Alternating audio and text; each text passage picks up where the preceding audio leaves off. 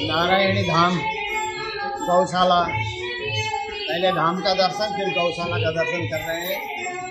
यहाँ गिर गाय रखी गई है और गायों की बड़ी अच्छी सेवा हो रही है, साफ सफाई के साथ। और गाय को खिलाने के लिए चारे की व्यवस्था भी यहीं पर है। इस प्रकार से गौ माता की सेवा यहाँ पर हो रही है और यहाँ भजन धूम भी चल रहा है। बहुत सुंदर रूप से इन्होंने गौशाला का संचालन किया है, देख करके बहुत आनंद हुआ। नारायणी धाम और गौशाला की गाय की सेवा देखने के लिए आप सब भी आते रहे, दर्शन करते हैं। हम लोनावाला में नारायणी धाम में आए हैं और यहाँ पे एक देखिए गौशाला, इतनी बड़ी भव्य गौशाला है और हर प्रकार की सुंदर सुंदर गौएं यहाँ खड़ी हैं। बहुत अच्छा लगा इसको संचालन होते हुए देख करके। गौ माता की सेवा दुनिया की सबसे बड़ी सेवा है। गौ माता के अंदर सारे देवी देवताओं का वास होता है। ऐसे गौशाला की सेवा जगह जगह होनी चाहिए, गौ माता की स्थापना होनी चाहिए।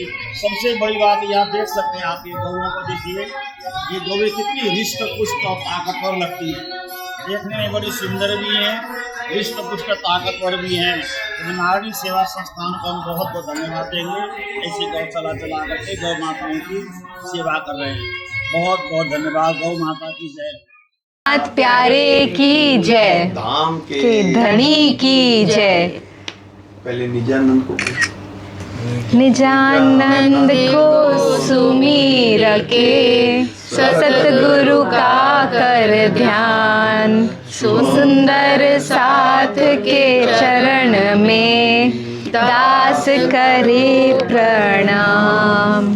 बार बार विनय करूं, सुंदर साथ से ये सेवक सेवा भाव में बाहे प्रेम सने। सेवक सेवा भाव में बाड़े प्रेम सने।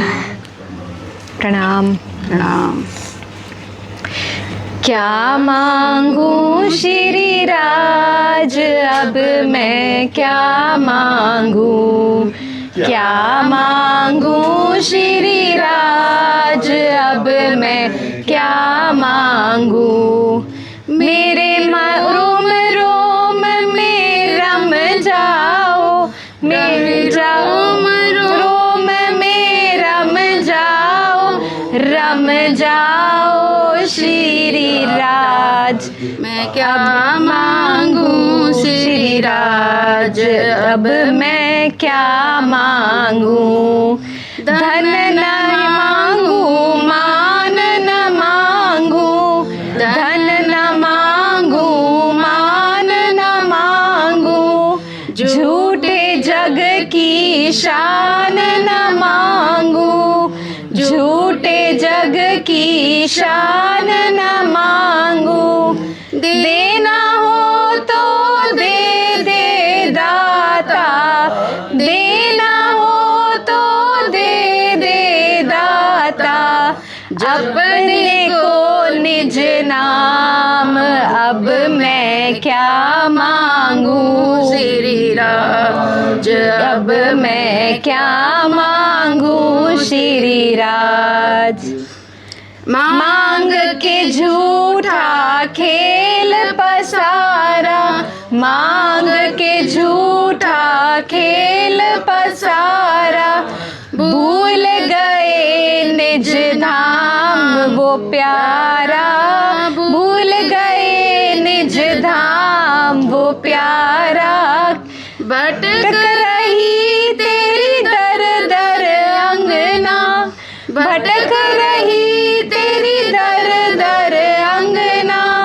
बख्शो धनी श्री धाम अब मैं क्या मांगू श्री राज अब मैं क्या मांगू श्री राज।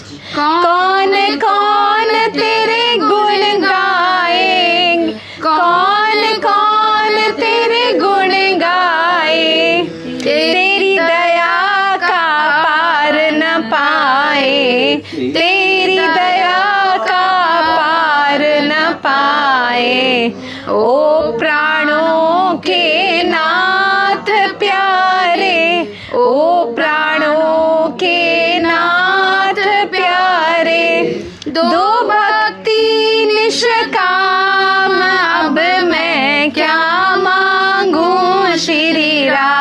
राज अब मैं क्या मांगू श्री राज। हे पूर्णानंद अंतर्यामी, हे पूर्णानंद अंतर्यामी, परम धाम के स्वामी, परम धाम के स्वामी, जहाँ जहाँ तेरे दर्शन पाऊं, जहाँ जहाँ तेरे दर्शन पाऊं, वहीं बसे सुख धाम। अब मैं क्या मांगू श्री राज, अब मैं क्या मांगू श्री राज। केवल चरण शरण में लीजो, केवल शरण चरण में लीजो, श्रद्धा प्रेम और भक्ति दीजो, श्रद्धा प्रेम और भक्ति दीजो। जन्म जन्म के दुखियारी का, जन्म जन्म की दुखियारी का, श्री राज करो कल्याण। अब मैं क्या मांगू श्री राज, अब मैं क्या मांगू श्री राज। मेरे रोम रोम में रम जाओ, मेरे रोम रोम में रम जाओ, रम जाओ श्री राज। अब मैं क्या मांगू श्री राज। जय बोलो श्री प्रार्थना, जय बोलो श्री प्रार्थना प्यारे की जय। गुरु जी मंगलदास जी महाराज की जय।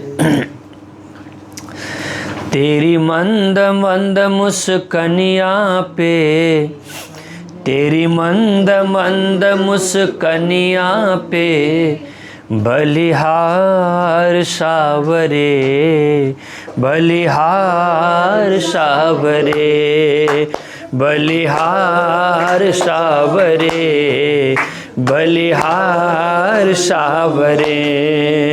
तेरी मंद मंद मुस्कनिया पे, तेरी मंद मंद मुस्कनिया पे, बलिहार सावरे, बलिहार सावरे, बलिहार सावरे, बलिहार।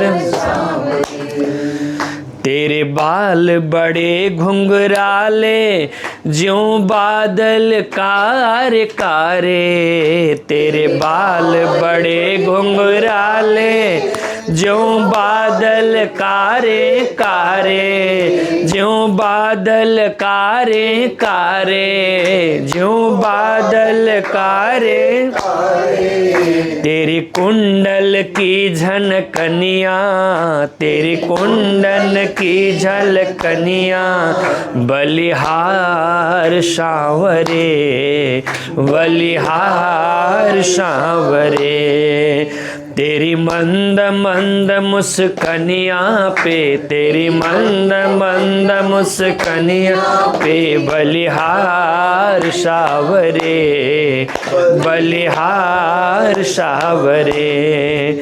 तेरी चाल अजब मतवारी है, लगती है प्यारी प्यारी, तेरी चाल अजब मतवारी, लगती है प्यारी प्यारी, हो लगती है प्यारी प्यारी, लगती है प्यारी प्यारी। तेरी मधुर मधुर बैजनिया, तेरी मधुर मधुर बैजनिया, बलिहार सांवरे, बलिहार सांवरे, बलिहार सांवरे, बलिहार सांवरे। तेरी नैन अजब कजरारे, मटके हैं कारे कारे। तेरी नैन अजब कजरारे हैं कारे कारे, मटके हैं कारे कारे, मटके हैं कारे कारे। तेरी तिरसी सी चितवनिया, तेरी तिरसी सी चितवनिया, बलिहार सावरे, बलिहार सावरे, बलिहार सावरे, बलिहार सावरे। तेरी मंद मंद मुस्कनिया पे, तेरी मंद मंद मुस्कनिया पे, तेरी मंद मंद मुस्कनिया पे, तेरी मंद मंद मुस्कनिया पे, बलिहार सावरे, बलिहार सावरे, बलिहार सावरे, बलिहार सावरे, बलिहार सावरे, बलिहार सावरे। बोलो श्री कृष्ण कन्हैया लाल की जय। महाराजा छत्रसाल की। ब्रह्मानंद परम सुखदम केवलम ज्ञानमूर्तिम, द्वन्द्वातीतं गगनसदृशं, तत्त्वमस्यादिलक्ष्यम्, एकं नित्यं विमलमचलं, सर्वधी साक्षिभूतं, भावातीतं त्रिगुणरहितं, सद्गुरु तन्नमामि। आज इस घर में छोटे से सत्संग के लिए आप हम सब एकत्रित हुए हैं। पूज्य महाराज श्री मोहन प्रियाचार्य जी जो मंगलधाम से आप सब के बीच आए, हमारे लीला रस सागर जी भजन के द्वारा आप सभी को आनंद प्रदान कर रहे थे। एक ही चीज़ तो जीवन में हम पाना चाहते हैं, जो है आनंद, प्रसन्नता, खुशी। खुशी क्षणिक है, प्रसन्नता क्षणिक है, आनंद स्थायी है। आनंद का मतलब होता है परमात्मा का एक स्वरूप। इसलिए श्रीमद् भागवत में एक जगह श्लोक आया है, नंदस्त्वात्मज उत्पन्ने जाताल्हादो महामना, आहूय विप्रान वेद ज्ञान स्नातः शुचिरलंकृतः। जब भगवान श्री कृष्ण का प्राकट्य होता है तो आप हम सब मिल करके नाचते हुए एक पद गुनगुनाते हैं, कीर्तन, नंद घेर आनंद भयो, जय कन्हैया लाल की। तो नंद जी के घर में आनंद कहाँ हुआ? यानी श्री कृष्ण के आने से ही आनंद है, क्योंकि नंद बाबा का नाम है नंद बाबा, यशोदा मैया का नाम है यशोदा मैया। तो जो यश दूसरे को बांटे और नंद बन करके रहे, उसके घर में आनंद का प्राकट्य होता है। देखिए, परमात्मा का नाम आनंद है, परमात्मा का नाम परमानंद है, परमात्मा का नाम ब्रह्मानंद भी है। अभी हमने भोजन किया, हम तृप्त तो हो गए, पेट तो भर गया, सुबह फिर खाना पड़ेगा। ये आनंद तो नहीं ना हुआ, जिसको आनंद नहीं ना बोलेंगे। खाते समय स्वाद आया और ग्रहण कर लिया, अच्छा लगा, लेकिन ये आनंद, आनंद उसको बोलते हैं जो चिरस्थायी हो, जो कभी मिटता नहीं हो, जो कभी समाप्त नहीं होता हो। जैसे आपने जीवन में कभी घी खाया नहीं खाया मुझे नहीं पता, खाया तो होगा कभी न कभी। तो एक कटोरी में घी ले करके आप एक चम्मच घी खाना, घी खाने के बाद मुझे आप मौन रह करके घी के विषय में चिंतन करना, घी के विषय में सोचना और कागज़ में लिख के देना घी का स्वाद कैसा था। घी का स्वाद कोई नहीं बता सकता है, मैंने तो आज तक घी का स्वाद का पता ही नहीं चला। खाने में स्वाद तो है, लेकिन बताने में बड़ा मुश्किल है। तो घी का जो स्वाद है वो आनंद तो है, लेकिन बता नहीं सकते। ऐसे ही परमात्मा को प्राप्त करने का स्वाद आनंद है, लेकिन बता नहीं सकते। यही बड़ी दुर्लभ बातें हैं, यही बड़ी समझने वाली बातें। जिस दिन इस चिंतन की गहराई में हम पहुंच जाते हैं, उस दिन हमें आनंद की अनुभूति होना प्रारंभ हो जाता है। एक छोटी सी कहानी बचपन में सुनी थी मैंने। एक कोई शिष्य को बार बार गुरु महाराज कहा करते थे, अरे भाई घर परिवार छोड़ो, वृद्धावस्था आ गई है, घर परिवार सब बंधन का कारण है, सब छोड़ करके तुम मेरे पास आओ, मैं तुम्हें आनंद की अनुभूति करा दूंगा, आनंद की अनुभूति करा दूंगा। ऐसा तो बार बार सेठ जी को कहने के बावजूद भी सेठ जी गुरु महाराज के पास जाते नहीं थे। उनको घर परिवार अच्छा लगता था, मेरा बेटा, मेरी बेटी, मेरी बहू, मेरी पत्नी, मेरा घर परिवार, सब इसी में बड़ा उनको अच्छा लगता था। तो बार बार गुरुजी ने कहा तो एक दिन ठान ही लिया, ये गुरुजी बड़े परेशान कर रहे हैं, आज तो मैं ज़रूर जाऊंगा गुरुजी के पास, एक रात्रि को मेरे पास आकर के रुकना तो मैं आनंद की अनुभूति करा दूंगा। ऐसा गुरु महाराज बोलते थे। एक रात रुकने में मेरा क्या जाता है, ऐसा सोच करके सेठ जी महाराज वहाँ से चल पड़े। तो जाते समय उनके पास कुछ धन, कुछ संपत्ति, सोने चांदी हीरे जवाहरात जो भी था, उसकी गठरी बांधी और कहीं चोरी न कर दे, कोई ले न जाए, अपने साथ ही लेके चले गए। और जा करके वहाँ पे जा करके उनको एक कमरा दिया गया, वहाँ रख करके अपनी सोना चांदी जो गठरी छुपा के कोने में रखा। तो गुरुजी ने अपने शिष्यों को बुलाया, सभी शिष्यों को बुला कर कहा, शिष्यों आज रात को आपने एक काम करना है। क्या काम करना है?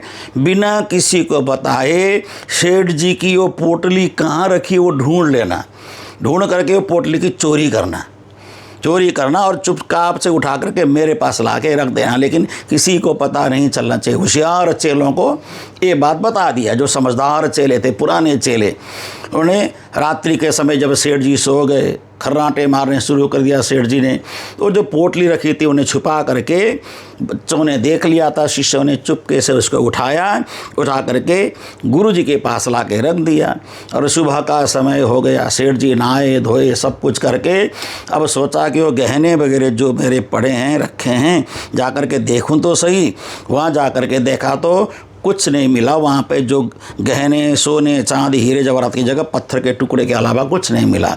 सेठ जी बड़े बेचैन, बड़े परेशान हो गए। सेठ जी चारों ओर भागे, इस आश्रम में पहली बार आया, पहली बार ही इस आश्रम में मेरी चोरी हो गई।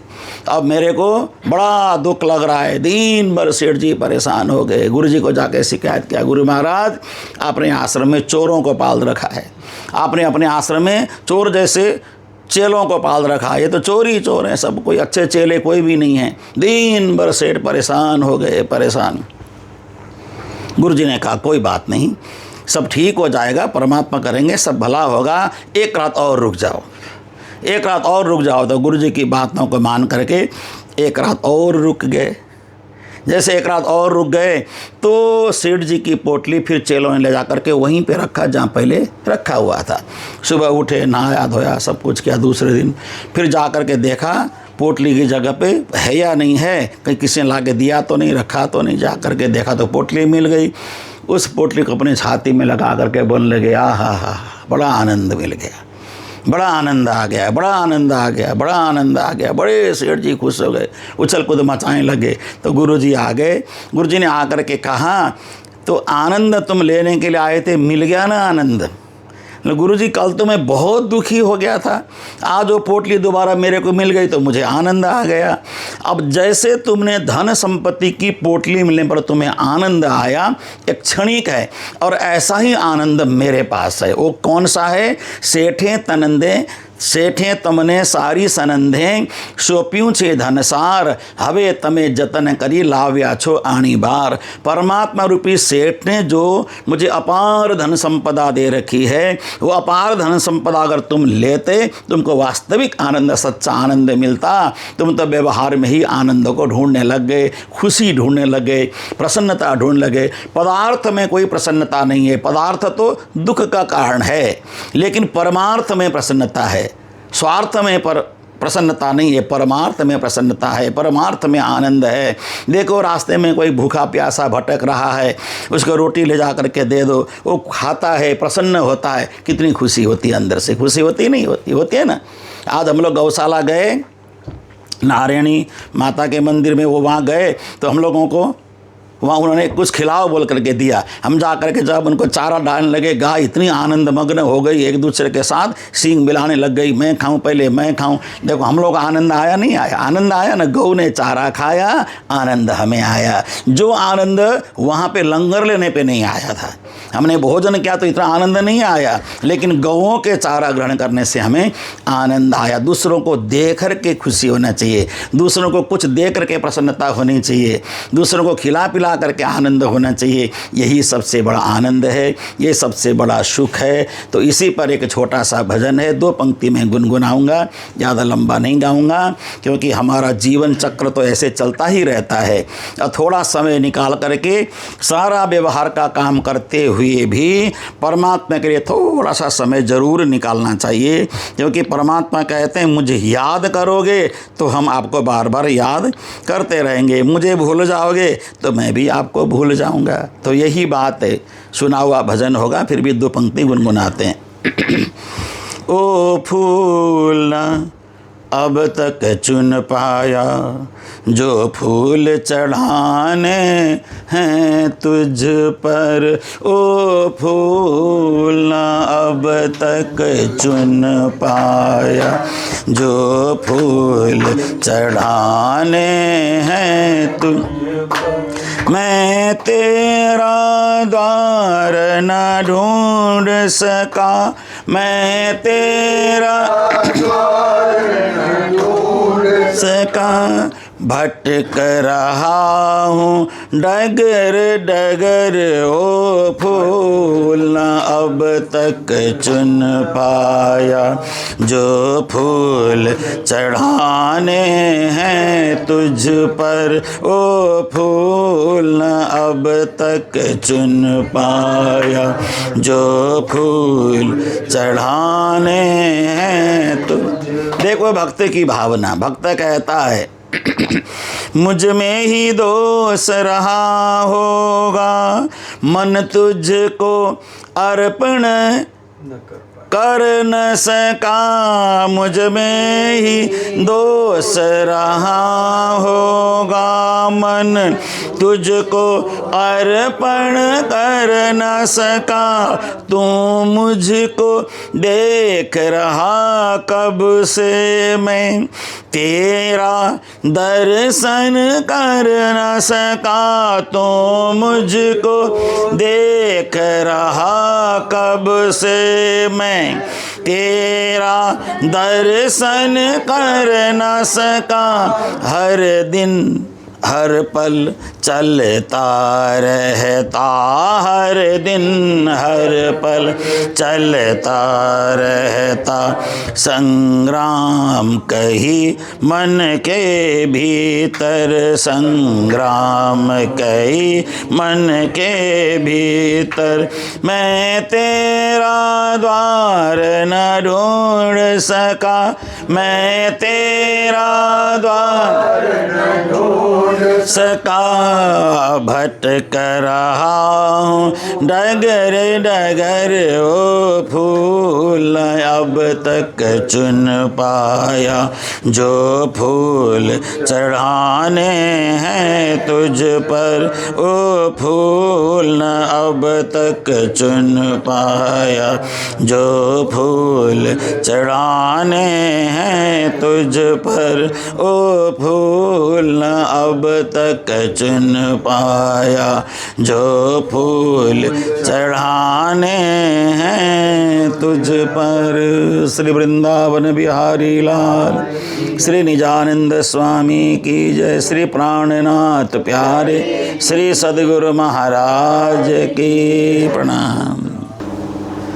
अखण्डमण्डलाकारं व्याप्तं येन चराचरं, तत्पदं दर्शितं येन तस्मै श्रीगुरवे नमः।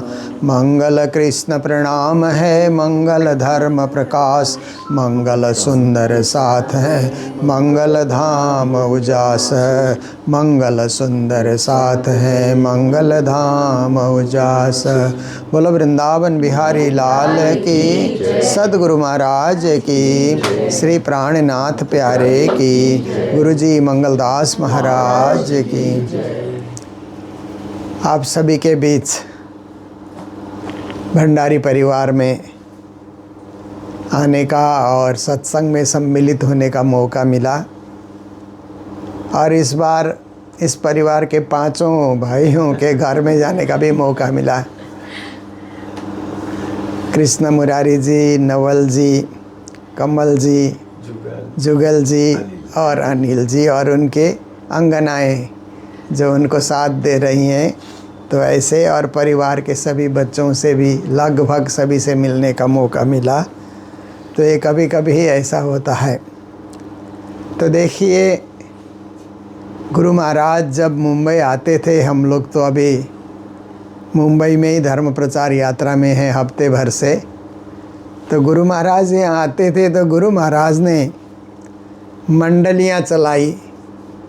सबसे पहले तो रविवार की प्रार्थना मंडली वर्षों तक यहाँ चलाई और प्रार्थना पुष्पांजलि का प्रकाशन भी यही गुरु महाराज ने इसी मुंबई मंदिर में रह कर के उन्होंने सबसे पहले उसको प्रकाशित किया था। तो बाद में गुरु महाराज ने सब सुंदर साथ को कहा कि मूल मिलावे की बैठक किया करो, क्योंकि उस मूल मिलावे को पाना है तो यहाँ मूल मिलावा बनाना सीखो। यहीं की कमाई वहाँ काम आएगा। इसलिए धर्म की कमाई यहीं करना बहुत ज़रूरी है, यहीं मिल करके रहना ज़रूरी है, तभी उस मूल मिलावे को हम पा सकते हैं। तो मूल के विषय में जब हम चिंतन करते हैं तो हर चीज़ का मूल होता है। आप देखिए, हम लोग बिजली जला रहे हैं तो हम घर में बटन दबाते हैं, बत्ती जलती है तो हम लोग सोचते हैं कि बिजली यहीं से निकल करके हमारे बल्ब से होकर के हम तक आ रही है, उजाला हमको मिल रहा है, उसका उद्गम स्थान भी मेरा घर ही है। ऐसा सर्वसाधारण ऐसे सोचते हैं। थोड़े से लोग पढ़ते हैं या दिमाग लगाते हैं तो नहीं, ये तो कहीं पावर स्टेशन से इसको सप्लाई किया गया है। घर घर में मीटर लगा करके पावर स्टेशन से इसको सप्लाई किया गया है। इतना ज्ञान उनको प्राप्त होता है। और भी खोजी करने वाले लोग रहेंगे तो पावर स्टेशन में बिजली कहाँ से आई? तो कोई बहुत बड़ा हाइडल प्रोजेक्ट होगा, थर्मल प्रोजेक्ट होगा, या बिजली उत्पादन करने के कई प्रोजेक्ट होते हैं। बड़े बड़े जनरेटर से भी बिजली उत्पादन किया जाता है। तो खोजी करने वाले बत्ती कहाँ से आ रही है वो मूल तक पहुँच जाते हैं। फिर उनको संतुष्टि होती है कि ये बत्ती जो आज बल्ब जो यहाँ पर ये जल रहे हैं उनका मूल कहाँ है, इस करंट का मूल कहाँ है, उनको पता लग जाता है। इसी प्रकार से हम घर में पानी पीते हैं, नलके में पानी आता है तो हम लोग सोचते हैं कि घर के ऊपर हमने पानी का टैंक रखा है, उसी से पानी आ रहा है।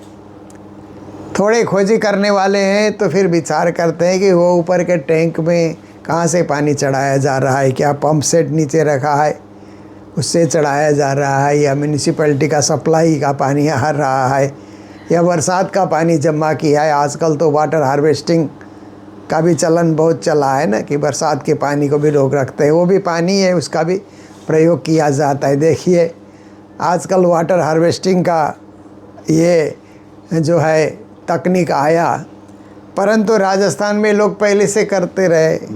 आजकल अब वो घर के नीचे पानी का टैंक बना करके बरसात का पानी जमा करते रहे, और एक साल बरसात नहीं हुई तो पहले वाले साल का भी पीते ही रहे, क्योंकि वह पानी का अभाव था। तो देखिए, अब मूल जब ढूंढते हैं तो बरसात का पानी है कि ज़मीन का पानी पंप सेट से उठाया जा रहा है, कि म्यूनसिपालिटी से जो पानी सप्लाई किया गया है वो पाइपलाइन से आया है इस टैंक में, उस मूल को ढूंढा जाता है और ढूंढने वाले को पता लगता है कि ये पानी कहाँ का है, पीने योग्य है या नहीं, उसको पता लग जाता है। तो ऐसे ही हम लोग रोटी खाते हैं। आप देखिए, तो हम सोचते हैं कि हम बाज़ार जाते हैं, दुकानदार के पास जाते हैं, आटे की बोरी खरीद करके ले आते हैं और उसी को हम तैयार करते हैं और तवे में उसको सेक करके रोटी बना करके हम लोग खाते हैं। पर खोजी करने वाला होगा तो इतने में चुप नहीं रहेगा, वो सोचेगा कि व्यापारी कहाँ से लेके आया, कहीं मिल में इस गेहूं को पीसा गया होगा। गेहूं कहाँ उगाया गया? पंजाब में जहाँ गेहूं की खेती होती है वहाँ पर गेहूं उगाया गया, किसान ने उगाया। कितना कष्ट सह करके उसने उगाया होगा, बरसात धूप सहन करते हुए, और उसने मंडी में उसको बेचा। मंडी वाले ने मिल वाले को बेचा, मिल वाले ने उसको पीस करके बोरी में तैयार किया। फिर दुकानदार के पास वो आया, दुकानदार से हम खरीद करके लाए। फिर हमने उसमें पानी डाल करके उसको क्या है कि रोटी के रूप में उसको तैयार किया। पहले तो उसको पेड़े के रूप में तैयार करते हैं पानी डाल करके अच्छी तरह से, फिर उसको हम बेल करके रोटी तैयार करते हैं, फिर सेकते हैं, फिर हमारी थाली में आते हैं, हम खाते हैं। तो कितना लंबा उसका मूल है, इसका इतिहास आप देखिए। सब्जियों का इतिहास देखिए। हम लोग सब्ज़ी खाते हैं तो जो बेच रहे हैं वही लाते होंगे ऐसा हमको लगता है, पर खेती करने वाला कोई और है। कहाँ खेती कर रहा है, कितने मेहनत से वो उगा रहा है, तैयार कर रहा है। खाली ज़मीन में सब्ज़ी उगाना कितना मुश्किल काम है ना, पर कर रहे हैं। खाद भी डालते हैं, पानी भी डालते हैं, मेहनत करते हैं, तो सब्ज़ी तैयार होती है, लेकर के आते हैं। तो हर चीज़ का अपना मूल है। जब ढूंढने हम लोग जाते हैं तो सबके मूल का पता लग जाता है। तो श्री प्राणनाथ जी महाराज ने वाणी में कहा कि आपकी आत्मा का भी कहीं ना कहीं मूल है। क्योंकि आप देखिए, आज हम जी रहे हैं तो हम सोचते हैं कि हमारे अंदर आत्मा है, चेतना है, उससे हम जी रहे हैं।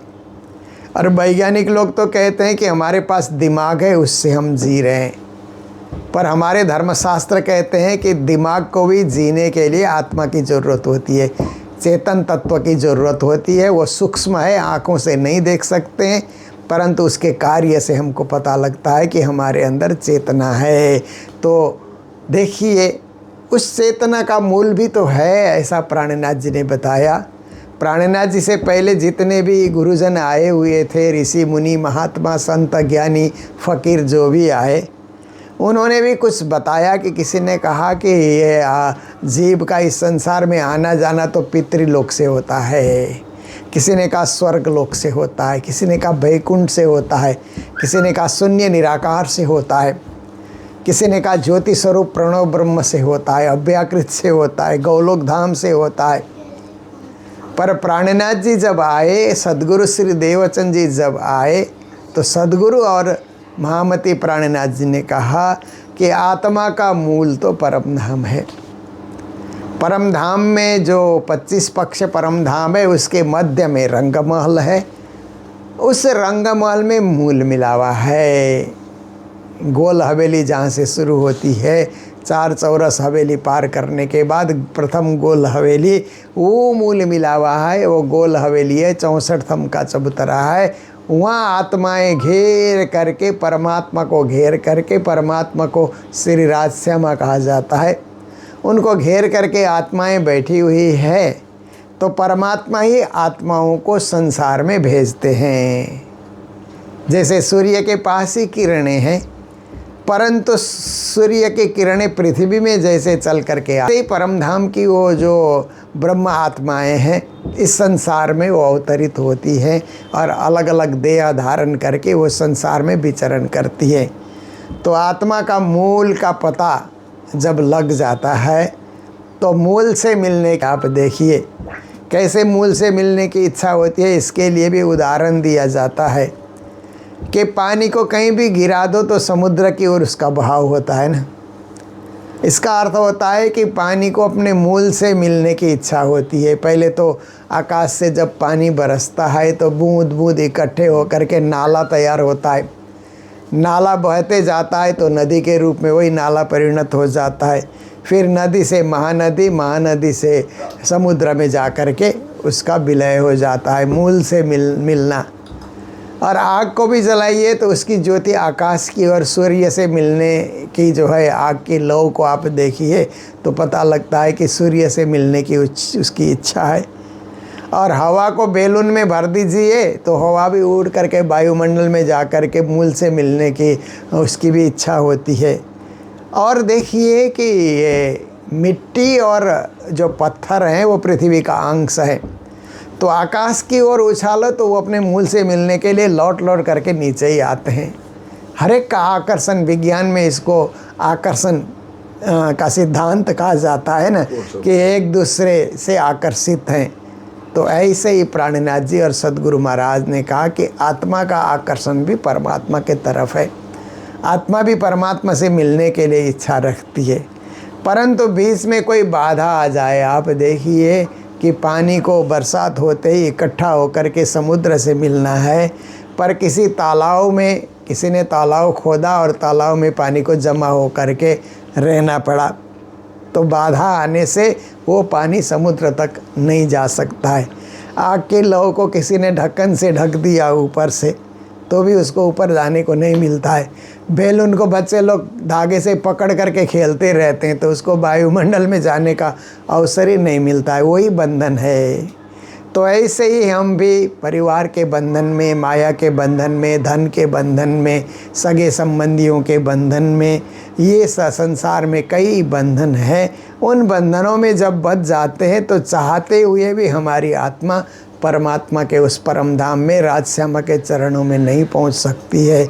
इसलिए जब जब भी हम सत्संग करते हैं या घर में भी शाम सवेरे पूजा करते हैं, तो उस वक्त हमें बंधन से मुक्त होने का मौका मिलता है। जब पूजा में बैठते हैं, आधा घंटा बैठिए, 1 घंटा बैठिए, जितने आपके पास समय उपलब्ध है, तो तब कोई बंधन नहीं रहता है। तब हम केवल परमात्मा की भक्ति में, पूजा में खोए रहते हैं। और कभी ऐसे सत्संग मिलता है तो सत्संग में भी हम और सब भूल करके परमात्मा की याद में और उनके चिंतन में हम खो जाते हैं। तो इससे क्या होता है कि हमें अपने बंधन छोड़ने का और बंधन से मुक्त होने का हमें मौका मिल जाता है। और रिटायर जैसे लोग होते हैं धीरे धीरे संसार से, तो फिर उनका ज़्यादा समय परमात्मा की भक्ति में लग जाता है, तो मूल से मिलने का जो है एक कार्य प्रारंभ हो जाता है, प्रक्रिया शुरू हो जाती है।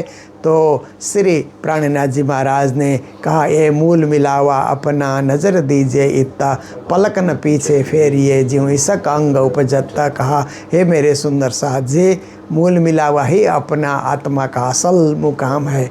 इसलिए नज़र दीजिए इतना, उस मूल मिलावे की तरफ नज़र दिया करो, उसका ध्यान किया करो।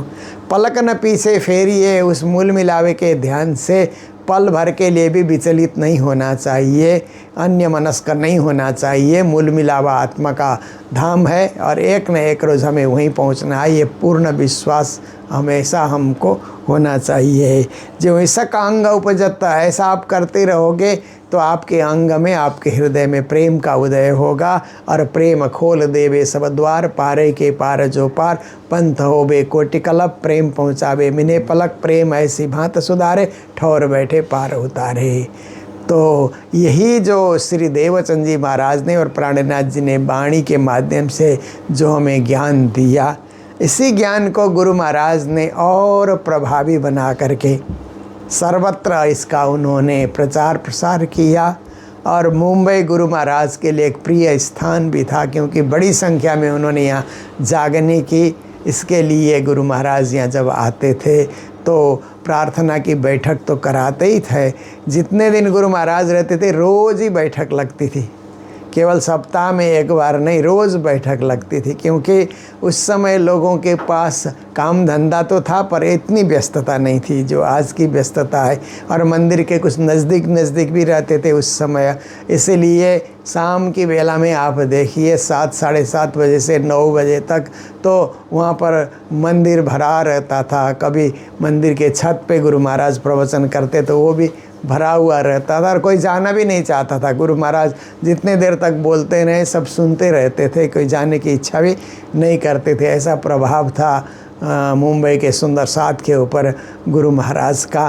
तो यही है कि गुरु महाराज ने प्राणनाथ जी की वाणी को और प्राणनाथ जी के सिद्धांत को प्रभावी ढंग से यहाँ के सुंदर साथ को उन्होंने बताया।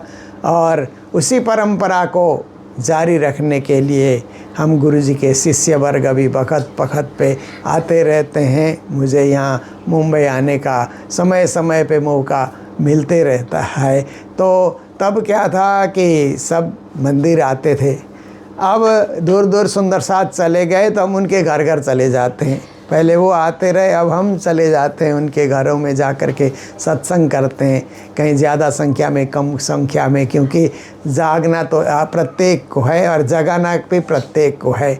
समूह जागनी भी ज़रूरी है और व्यक्ति व्यक्ति की जागनी भी ज़रूरी है। तो इसलिए आज यहाँ हम लोग आए और सभी आपके परिवार, समस्त परिवार से मिलने का मौका मिला। श्री राज जी कृपा करें आप सब पर, और आप दुनिया की कमाई धंधा करते हुए भी राज जी की भक्ति से जुड़े रहें। और भंडारी परिवार तो ऐसे ही प्राणनाथ जी के समय से ही राज जी से जुड़ा हुआ परिवार है, तो ऐसे ही कार्य, शुभ कार्य, मंगलमय कार्य आप लोग करते चले और हमें भी उस मंगल, गुरु जी मंगलदास जी महाराज के प्रभाव से मंगल कार्य करने की प्रेरणा मिलती रहे। इन्हीं सद्भावनाओं के साथ, शुभ कामनाओं के साथ अभी के प्रवचन को 2 शब्द को ही विराम देने जा रहे हैं। बोलो कृष्ण कन्हैया लाल की, सद्गुरु महाराज की, श्री प्राणनाथ प्यारे की, आज के आनंद की।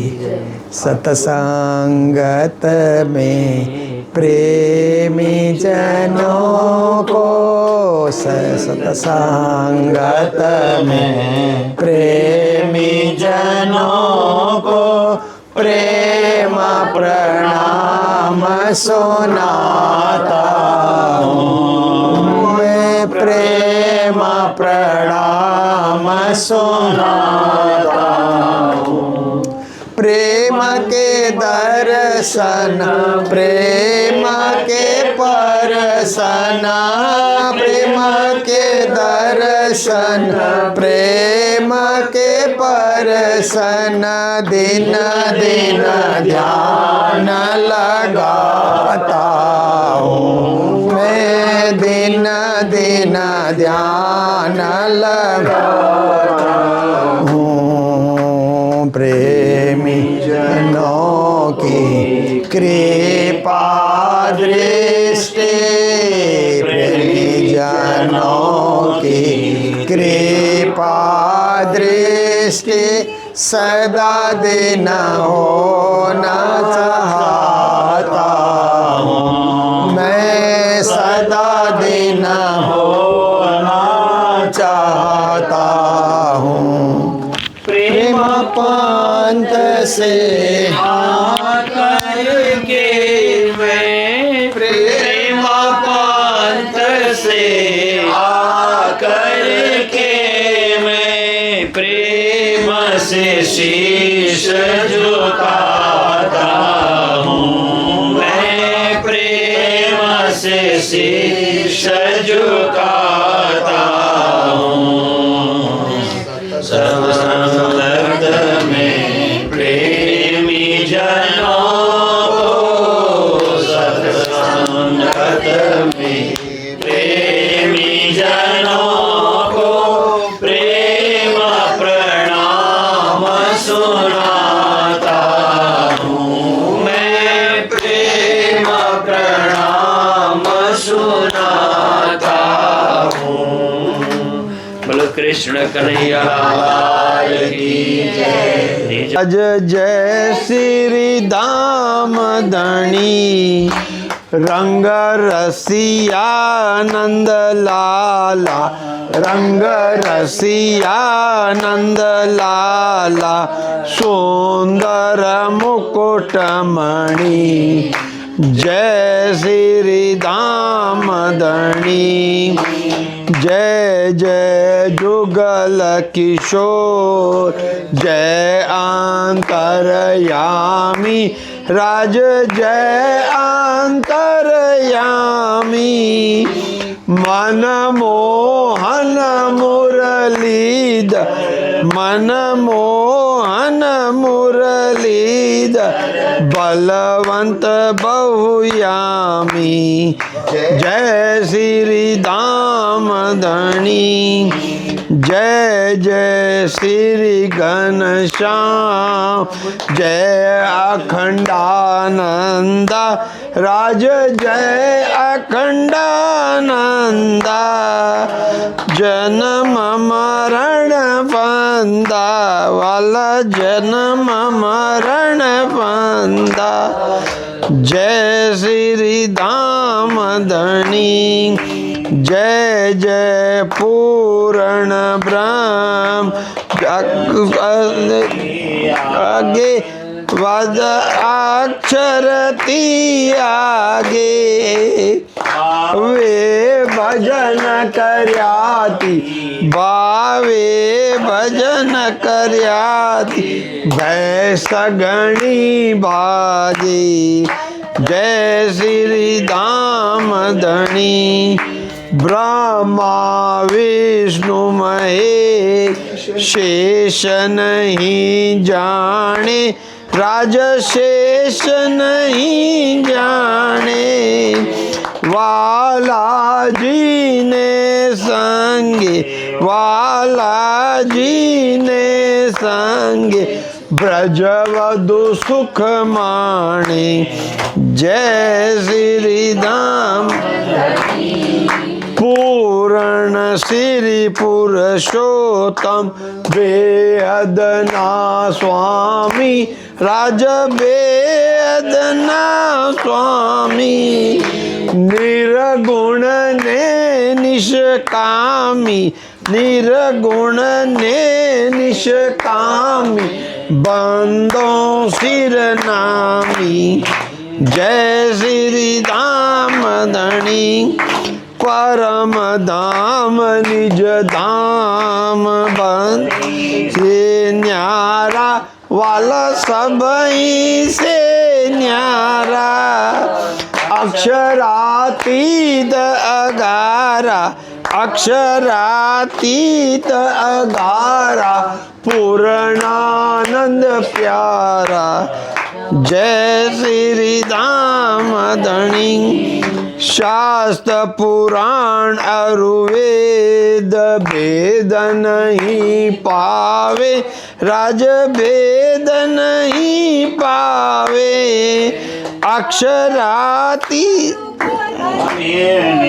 अक्षराती निश दर्शन को आवे जय श्री धाम धनी जी श्री राज एक ही अंगा राज एक ही अंगा जल तरंग जो वारी जल तरंग जो वारी ऐसा है रंगा जय श्री धाम धनी परम धाम मोहलाते ला है बारी राजलीला बहुबारी प्रेम रंग वरताय प्रेम रंग वरताय गति तारी जय श्री धाम धनी अक्षर ये नहीं जानत प्रेम लीला पर की राज प्रेम लीला पर की प्रेम मस्ती दोस्ती प्रेम मस्ती दोस्ती न्यामत मूल घर की जय श्री धाम धनी सकल शिरोमणि श्याम मंगल सुखकारी राज मंगल सुखकारी सुंदर वर श्यामावर सुंदर वर श्यामावर ले जो भवतारी जय श्री धाम धनी कीजे प्रतिदिन पूर्ण ब्रह्मतणी राज पूर्ण ब्रह्मतणी अमर सखी गुण गावत अमर सखी गुण गावत हेड़े हम गणी जय श्री धाम धनी आर रति की जय प्रतिदिन पूरण ब्रह्मतणी राज पूरण ब्रह्मतणी अमर सखी गुण गावत अमर सखी गुण गावत हैड़े हम गणी जय श्री धाम धनी जय श्री धाम